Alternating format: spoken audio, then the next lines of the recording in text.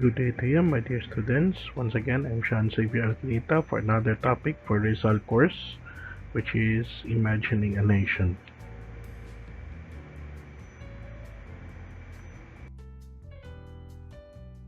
Okay, from here, we are going to elaborate the specific objectives. So at the end of this chapter, the student should be able to, number one, discuss the propaganda movement. Number two, distinguish Rizal's involvement in the movement. And lastly, explain how propaganda works.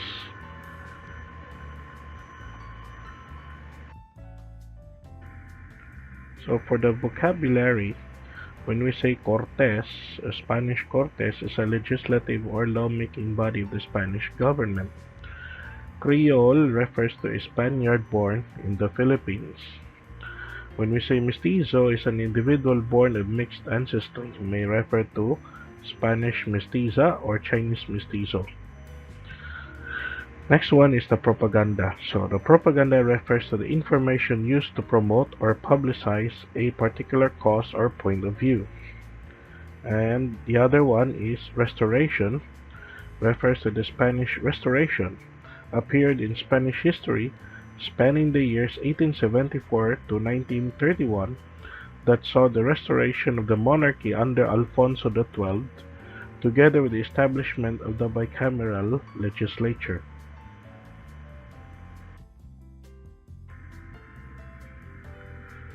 So the earliest attempt to unite Filipinos studying in Spain was the formation of the Círculo Hispano-Filipino, an organization under the leadership of a Creole in the name of Juan Atayde.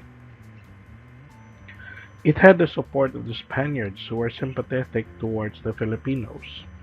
The Círculo published a bi-weekly newspaper titled Revista del Círculo Hispano-Filipino in 1882. But the newspaper and the organization itself were short-lived and lasted only until 1883. Despite the demise of the Revista del Círculo Hispano-Filipino, the Filipinos in Spain continued to write and engage in journalism. In 1883, a periodical called Los Dos Mundos came out with the intention of demanding the overseas Hispanic colonies equality of rights and equal opportunities for progress. Although it could not be determined whether the newspaper was a Filipino project. Filipinos such as Graciano Lopez Jaina and Pedro Govantes y Azcárraga were involved as the staff members. Other Filipinos including Rizal and Eduardo Delete also contributed articles concerned with the socio-political and economic reforms in the Philippines.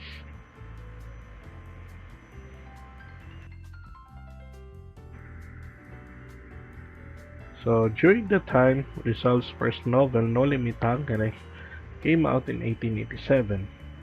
Another newspaper titled España en Filipinas began its publication through the support of Filipinos, Creoles, and Mestizos in Madrid.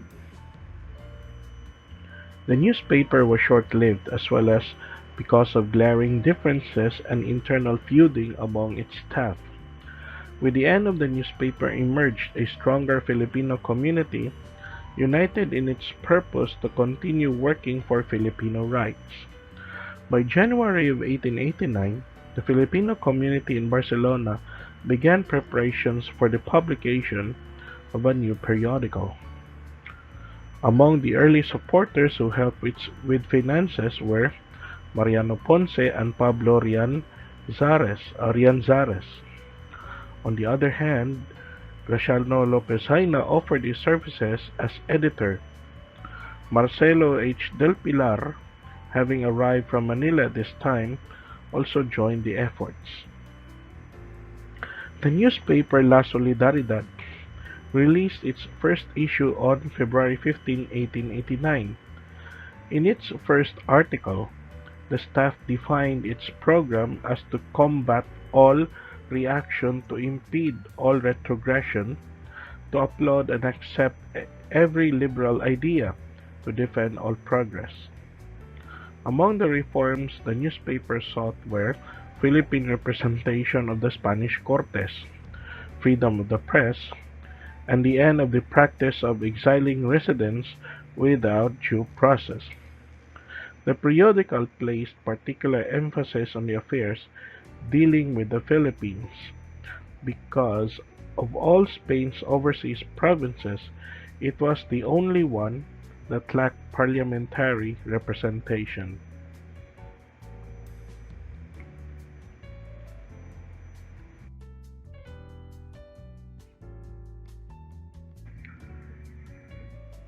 La Solidaridad often ran articles dealing with Spanish politics, attacks on friars, and reforms for the Philippines.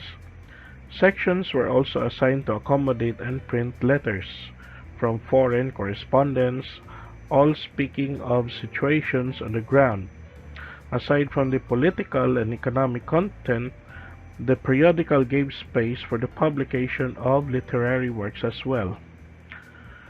Support for the newspaper gradually increased, and its roster of writers grew.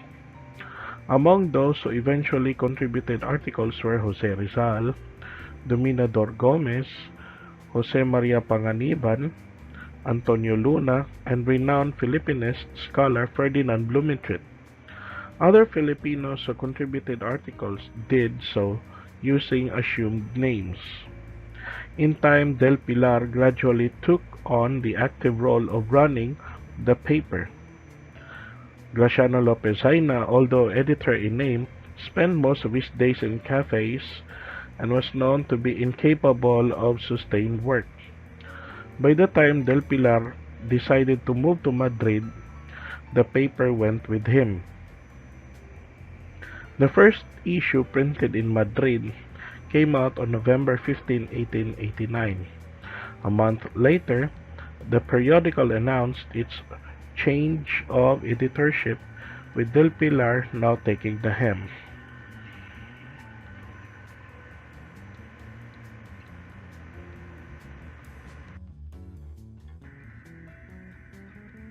By 1890, two of the most prominent members of the Filipino community in Spain began to increasingly show differences in the stance with regard to the Philippine affairs.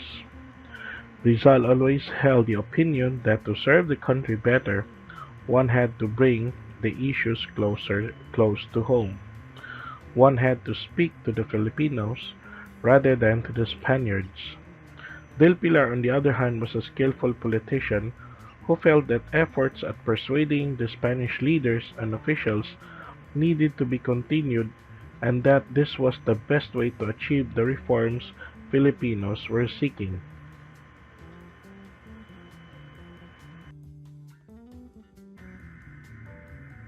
So things came to a head when a New Year's Eve banquet in 1891, the Filipinos in Madrid proposed that they elect a leader to unite their community. Rizal agreed with the proposal while Del Pilar expressed initial misgivings. Nevertheless, the voting took place, resulting in three inconclusive ballots on the first day and two more inconclusive ballots the next day. Rizal did eventually win the position as a Filipino leader, but only through the manipulations of Mariano Ponce. In the end, Rizal felt his triumph was shallow, left Madrid, and a few weeks later, from this point onwards, Rizal stopped from contributing articles to La Solidaridad and focused instead on writing of his novels. The periodical continued to publish only until 1895. Because of lack of funds and internal feuding, the newspaper released its final issue on November 15, 1895. In its final issue, its editor Del Pilar had written, "We are persuaded that no sacrifices are too little to win the rights and the liberty of a nation that is oppressed by slavery."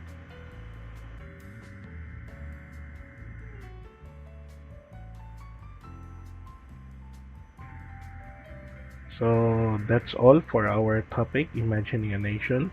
Thank you very much.